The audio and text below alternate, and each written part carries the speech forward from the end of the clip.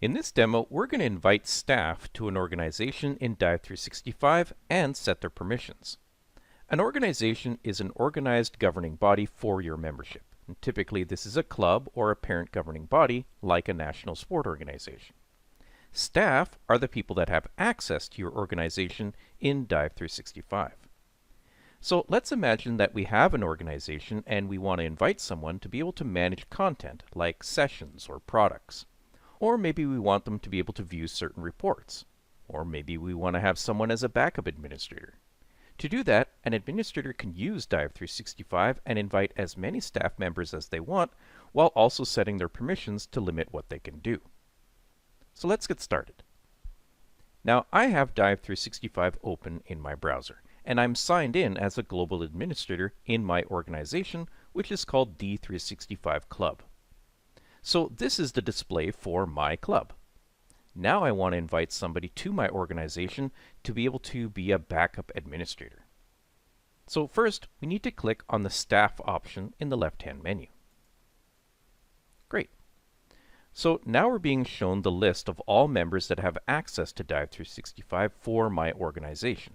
And notice that my user is marked with a chip that says cannot self-manage. And this is to protect the system from users that might want to grant themselves more permissions or accidentally remove themselves from their own organization. So to invite a staff member, we can click on the Invite button in the toolbar above the list. So now we're being shown the Create Member Invite pop-out on the right-hand side of the screen. But notice that we're seeing an error at the top of the pop-out. This error says that our organization does not yet have a configured email address, so we can't invite anybody yet. When we invite staff, the email that is sent comes from your organization.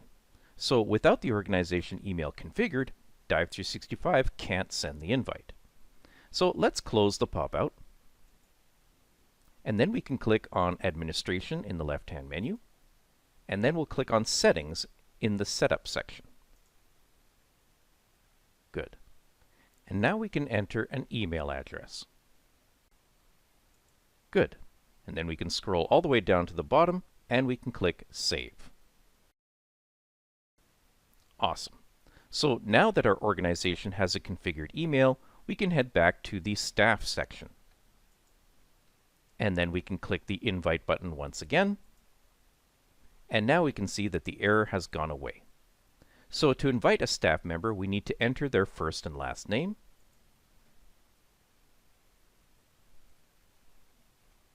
and then an email address. Now, when the user gets the invite, they need to sign up or sign in with the exact email address that is entered here. Now, once you have the details entered, now you can choose the roles that you want to give them, and we can scroll through the list of roles now. There are lots of different roles that allow you to configure what the staff member can and can't do in Dive 365 for your organization. Now, since I want to create a backup administrator, I'm scrolling all the way down to the bottom, and I'm going to select Global Administrator.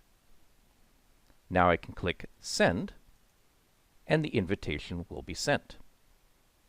Now, it's important to understand that giving Global Administrator means that that staff member will have full control of my entire organization, including the ability to remove me from it.